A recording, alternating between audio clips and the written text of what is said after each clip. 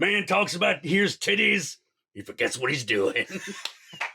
Greetings, Fright Nights and Monster Girls. I'm Count Jackula. And I'm the Horror Guru. And we just saw 3 from Hell.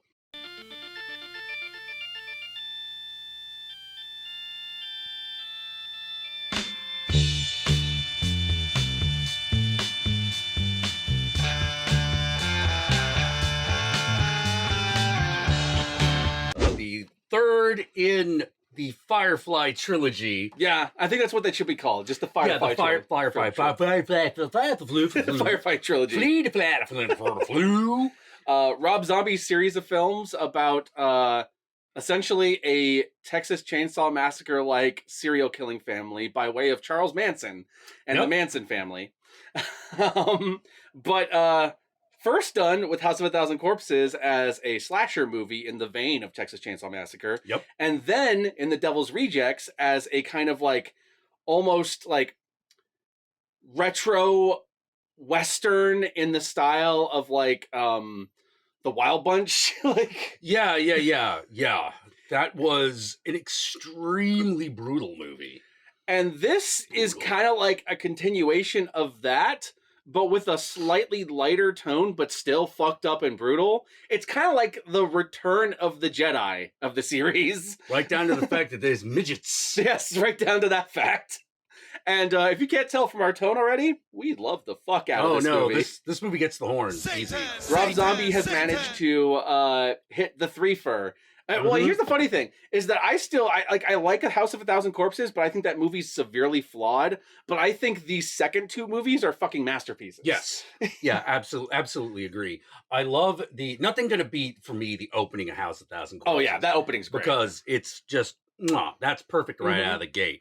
But if we're talking about like entire movies, both 3 from Hell and Devil's Rejects are just a cut above House of a Thousand Corpses. Oh, absolutely. You know? And what I like is that one of the things I really like about these movies is these movies are about the worst, most awful people you could possibly write about. They're they're sexist, they're misogynist, they're serial killers, they're indiscriminate in who they kill, and they're indiscriminate on who they terrorize. But when they terrorize them, they're very sexist and misogynistic about it. So there's everything on the paper should say, you hate these people.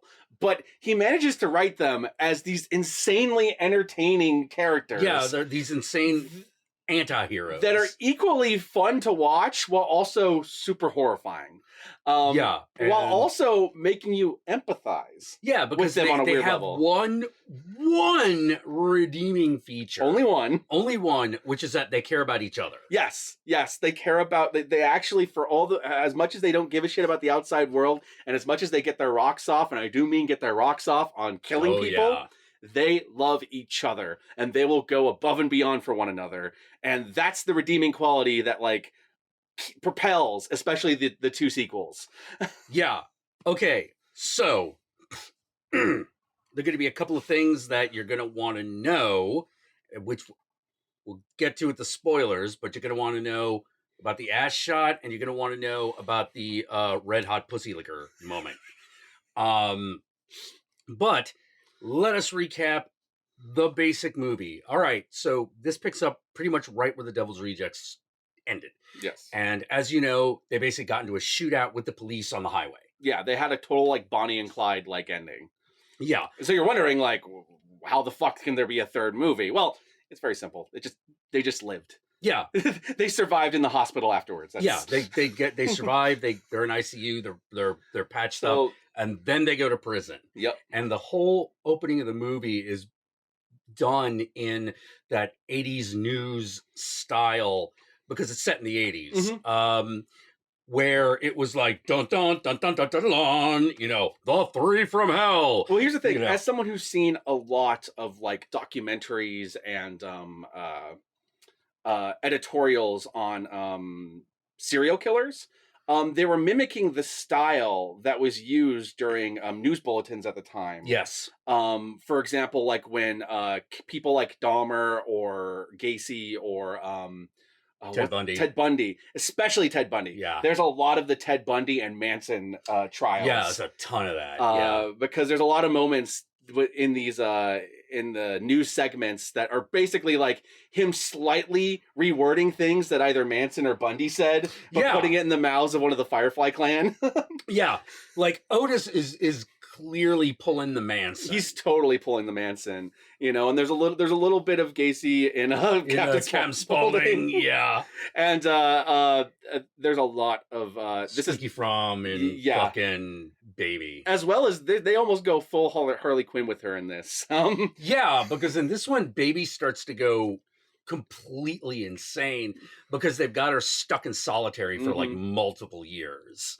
And so she just starts hallucinating and goes completely fucking nuts. So basically what this movie is about is them, A, trying to escape from jail, and B, them trying to get away from the police. Yeah. And that's the crux of this story. Yeah. You're going to see a lot of Rob Zombie alum in this. Obviously, we got Sheri Moon and Bill Mosely. Yeah. But and Sid Haig. But there's also Richard Brake as a major character. Dee Wallace shows up. If you want to know what happened to Danny Trejo in the first movie, they tell you. They do. Or not in the first movie. In the second movie, what happened to the Danny Trejo's character. We get what happens to him in this movie. Yep. There's also Clint Howard. In one of the most entertaining cameos in the movie. Yeah, I think he's just the best cameo. But what I liked about it is that at first I didn't realize it was Clint Howard. And apparently they're coming to get us. No. They're coming to take us away. To the funny farm where life is beautiful all the time. All right, good. They went away. I didn't want to go down in a hail of bullets just yet. Yeah, we got to finish the vlog, man. I know. You know? Although, you know, to be fair, if we dressed you up as Tiny and put you in like a fucking stove and shit, like, or like cool. the big what was he like, the Big Brother before Otis became the Big Brother in the first movie, and then he dies in the second movie. Tiny? Yeah, was that Tiny? I thought Tiny was the tall one. Yeah, Tiny was a tall. What about the dude with the big beard who was really big, the big Grizzly Adams looking dude? The big Grizzly, that was Tiny. No, tall. Tiny was the big, tall, like fucking lanky guy who was like huge. Oh shit! You're right. He dies at the beginning of Devil's Rejects. Yeah, sorry. I was thinking about the other guy, and I've forgotten that character's name. Yeah, but you're talking about cars done. Because in the Devil's Rejects, he shows up with the fucking full plate mask that he had like created in a garage. Yes, and like just starts fighting the police with the fucking machine gun. But yeah, I could totally dress up like that guy. Totally. I'm pretty sure Tiny is the really tall, lanky one who shows up at the end of the Devil's Rejects. Right. Who releases them at the end and then just kind of walks off into the distance. You know, lucky Bigfoot. It was ironic. He's tiny because he's tall. Yeah. And that character, even though the character doesn't come back, that character comes up a few times. And I sincerely apologize, but since we're talking about the third part of a trilogy, we're kind of assuming if you're watching this vlog, you've seen the first two. So yeah, So yeah, it's basically about them escaping prison and what happens afterwards. Yep. You know, the beginning is definitely got that Manson documentary feel to it. You know, and the second part has a lot in common with Devil's Rejects. It's got a lot, and a lot in common with like it's kind of got like a Dollars More trilogy kind of. It does. Like even going further with the Western stuff. Yeah, well, they actually end up in Mexico. Exactly. You know, by the end of the movie, they're in Mexico because they're run from the law. All right, and with that, let's just go into spoilers.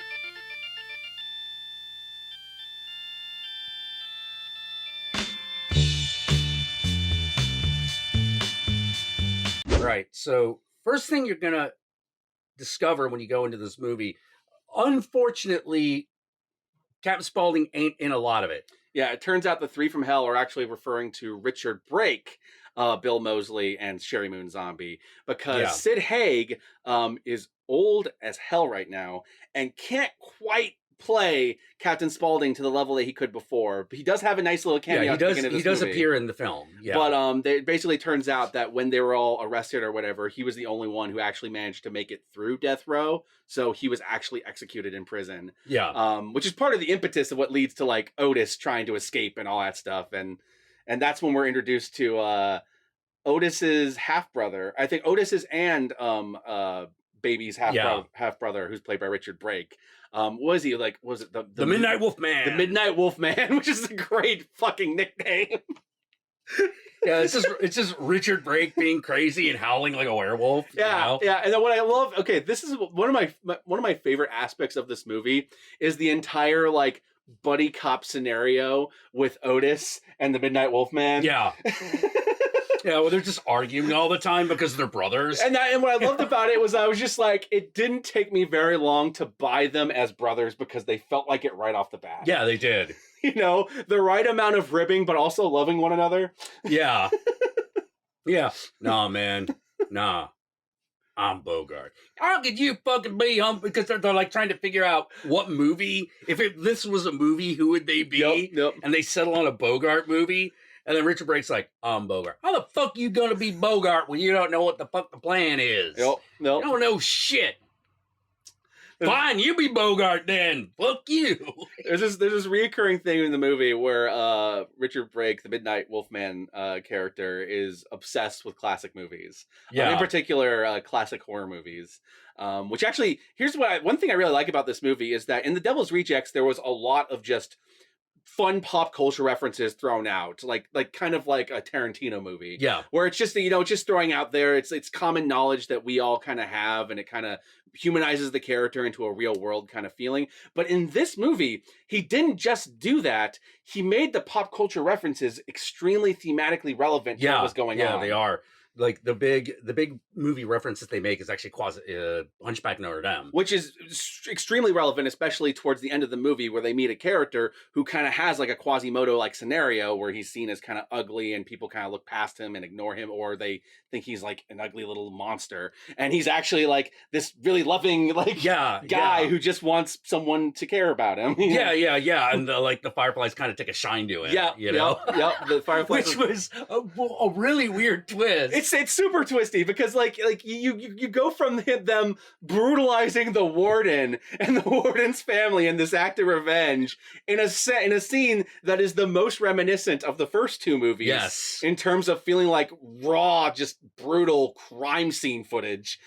And then you go from that to them going to Mexico, and the movie kind of lightens up a bit whereas they're partying, having sex, doing drugs, and it becomes like a 60s psychedelic kind of Yeah. movie. It feels like the other scene from Devil's Rejects a little bit. And then they befriend people and they're being nice to them. And it's very weird, but it feels totally in character in the moment. Like the characters are lightening up now that they're out of the police's reach. Yeah. It is definitely that feeling of like at that point, everyone that they're surrounded with is also a criminal. Yeah, everyone when they're among the scumbags, they can live among the scumbags. But like when they're in the normal society, they must take everything down a peg. Yeah.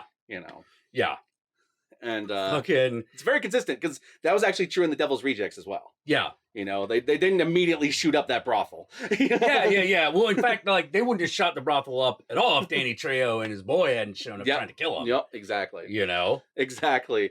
Well, one of the things I love about this movie is that there's a lot of metaphors happening here. So they're moving further south, so that including going down across the border. But then they also run afoul of a crime lord down south who is a leader of a cartel or a gang. I'm not sure how big it's supposed to be. They're like an assassin gang. But they're called like the Black Satans, and they wear these luchador masks with little pentagrams on it and shit. But they also wear suits. And so what I love about this movie is basically them going into hell and having to fight Satan for supremacy. Yeah.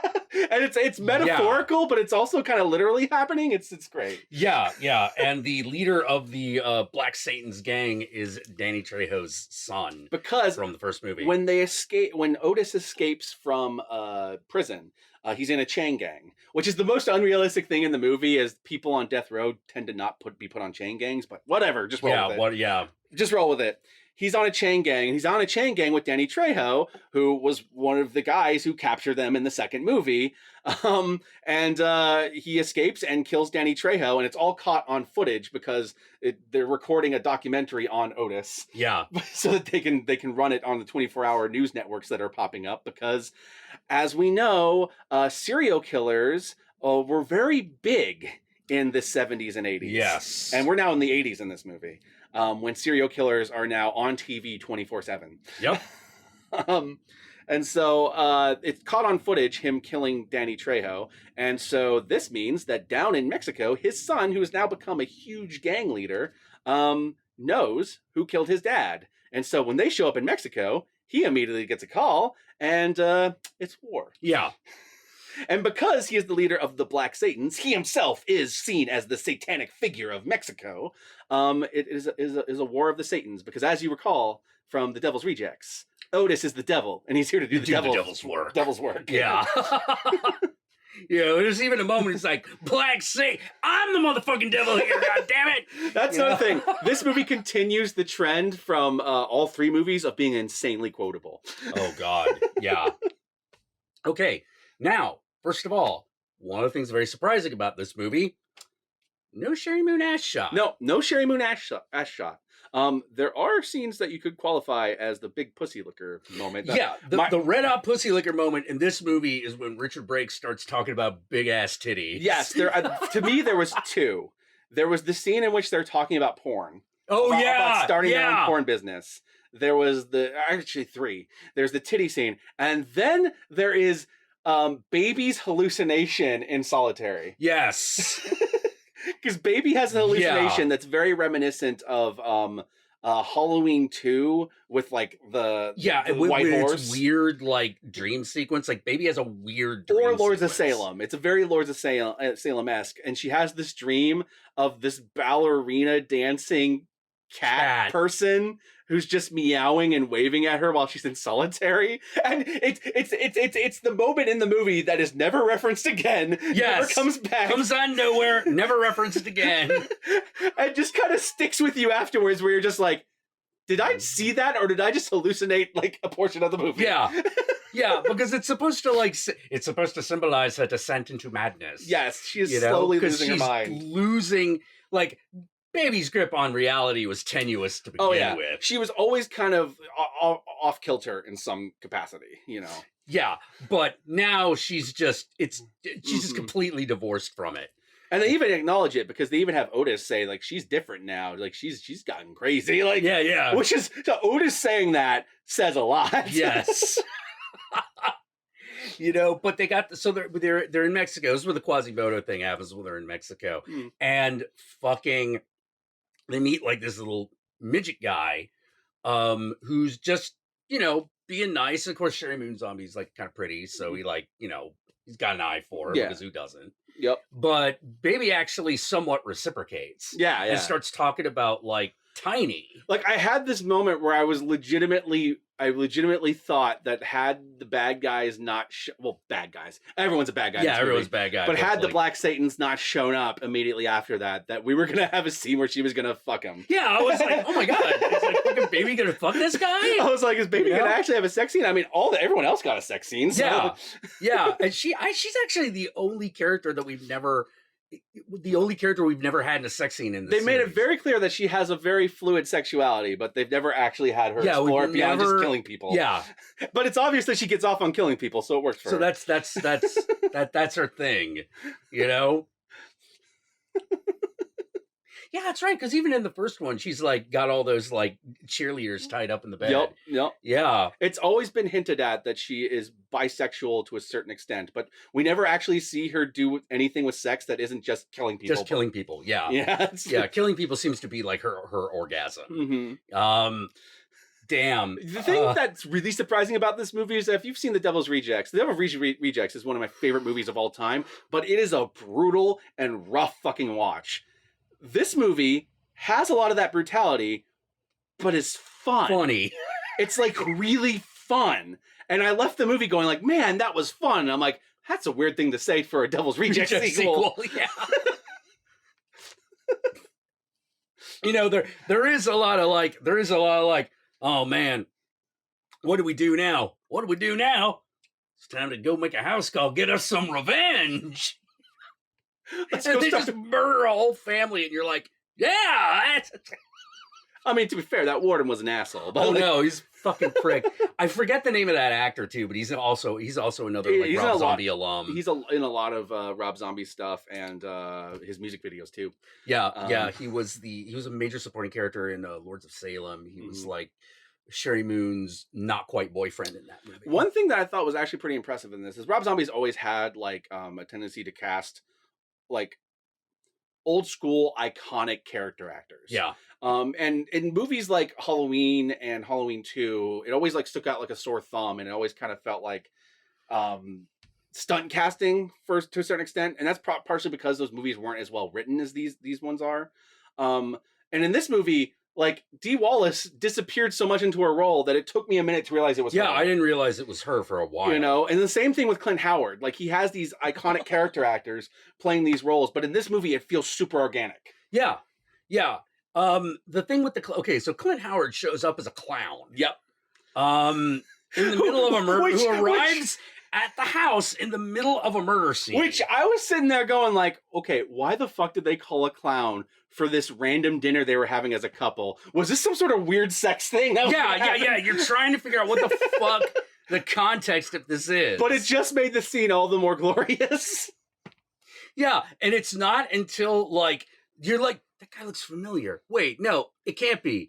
It can't be. And then he smiles. You're like, holy shit, it's Clint Howard. It's when he smiles, you like, oh shit, that's got to be Clint Howard. It's the ice cream man. Yep. Oh. Okay, and the other big question you're probably going to have. All right, so Sid Haig isn't one of the three in this movie. Richard Brake is. How is Richard Brake in comparison to Sid Haig? Well, obviously, no one's ever going to be able to fully replace Captain Spaulding. Oh, God, no. He's way too iconic. However, the Midnight Wolfman fits in like a glove. Like he just perfectly fits in. Like it feels you're sort of like, why wasn't this guy in House of a Thousand Corpses? Once he enters the family, it feels like he should have always been there. Yeah, it does. It does. It's I think the idea is that he's like Mama Firefly's like other boy. I think that's the idea. It could have been Mama Firefly, or it could have been Captain Spaulding. Captain Spaulding, because Captain Spaulding, as established, did sleep around. Yeah. So, well, actually, it also established that Mama Firefly slept around. So, yeah. I don't know which side of the family he's from, but he's definitely one of the family. Mm-hmm. And I also like that immediately both Baby and Otis love him. Like they love him like he was anyone else in their family. And it's super good. I recommend that you go and watch the movie when it hits like VOD. We got to see it on its limited Fathom events. Fathom events, limited release. Fuck, man. This is, I think, going to be one of my favorite Rob Zombie movies. Oh yeah, I was thinking that when I left the theater, where I was just like, oh man, I loved 31, but this is like one of his top fucking movies. God, yeah. Because even like the Red Hot Pussy Liquor scene in this movie, it just feels like part of the movie. Mm-hmm. Granted, there's still a ballerina cat person in it, so you're like, what? It also didn't have the problem that 31 had, where there is the one action scene that's purposefully hard for you to see, because it turns out what you thought was happening is not actually what's happening. Yes. But the rest of the movie, unlike 31, which had a problem where sometimes the action was hard to follow. Yeah, because there was that strobe light going on. Yeah. This movie, the action is almost like it's like Devil's Rejects. You can follow it 100%. Oh yeah. Once it starts, and there is like full on gory action scenes. There is a lot more like CGI bullet hits in this movie than in his previous movies, but I was able to roll with it. Yeah, you could roll with it. And also it's got tits. It's got a lot of fucking tits of various shapes and sizes. Yes. So if you like yourself some tiny titties, they got them. Like huge titties, they got them. You like medium-sized titties? They're there. They got them. It's all there. Do you prefer them natural or enhanced? It's got you covered. It's all there. Yeah. The only thing you're not going to get is baby's titties. Sorry. Yeah. We ain't that lucky. As far as Otis and Richard Brake goes, though, you might. Yeah. If you're into Richard Brake or fucking Bill Mosely titties, you do get those. You will titties. get those. That does happen. You will get them. And you also get this really fucking nasty goddamn shot of fucking Otis and tidy fucking whiteys with the gun in his fucking crotch to where you can kind of see his balls slipping out. It's like, yeah, you're like, oh, dude.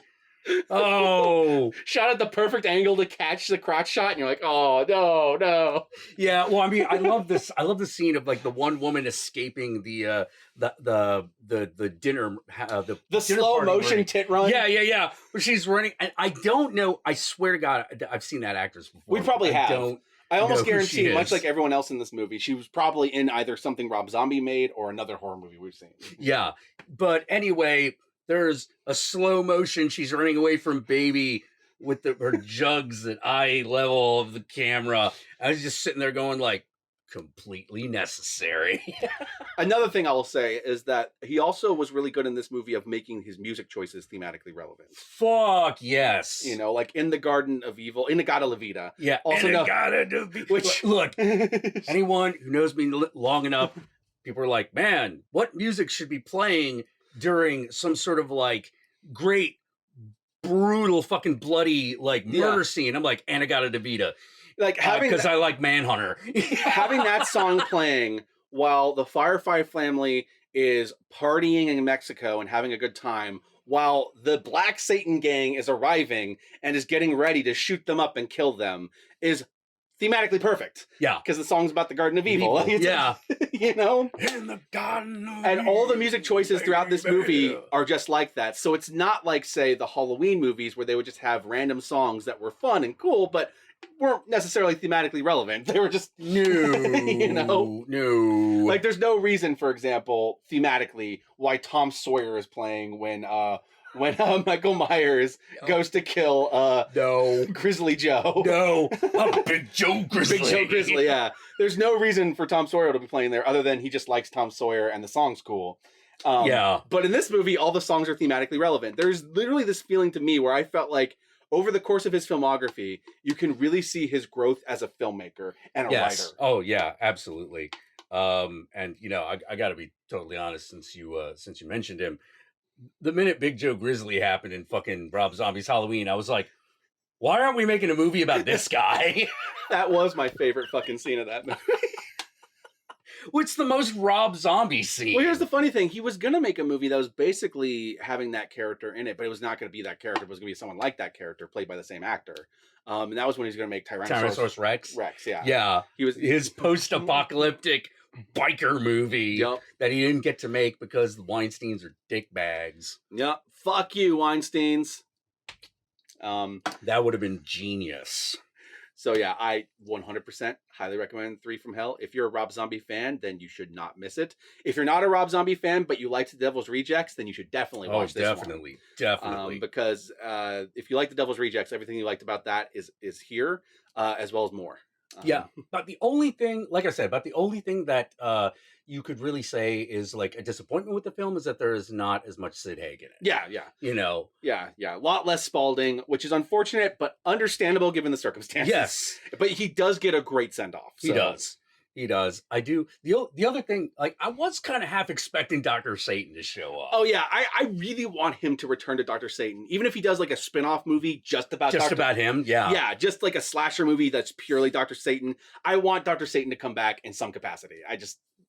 Yeah. I ever since I saw that deleted scene from The Devil's Rejects that had Dr. Satan in it, I was always just like, man, I really want to see him pick up from where that was and just... Yeah, you're like, well, I understand why you got rid of this. Yes. Because it does kind of drag down the overall quality of the movie. Well, because it makes the movie have this weird, surreal aspect that's not there because it's such a gritty, realistic movie. Yeah, it'd be, like, it's really hard to have a movie like The Wild Bunch and then all of a sudden have a scene out of Suspiria. Exactly.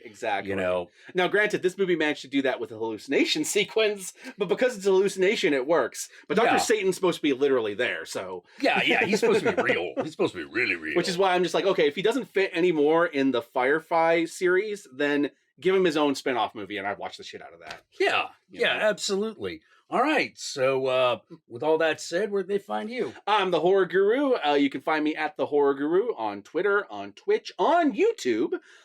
Just look up the Horror Guru or Blood Splattered Cinema, and I'll be there. And you can find me on Twitter, on Instagram, and on Twitch. And if you're seeing us here on YouTube for the first time, feel free to hit the subscribe button, ring that notification bell, give just ups. And after all my mumbling, we stream twice a week here on YouTube at 6 p.m. Pacific Standard Time, and again at 9 p.m. on Sunday Pacific Standard Time. And we talk about like blood and murder and Satan and all kinds of groovy things. And big fat titties.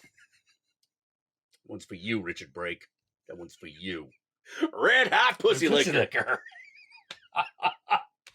We like to get fucked up and do fucked up shit. I think I'm going to start quoting that way more. Yes. Yes. Like I said, this movie's insanely quotable. Yeah. Oh, shit.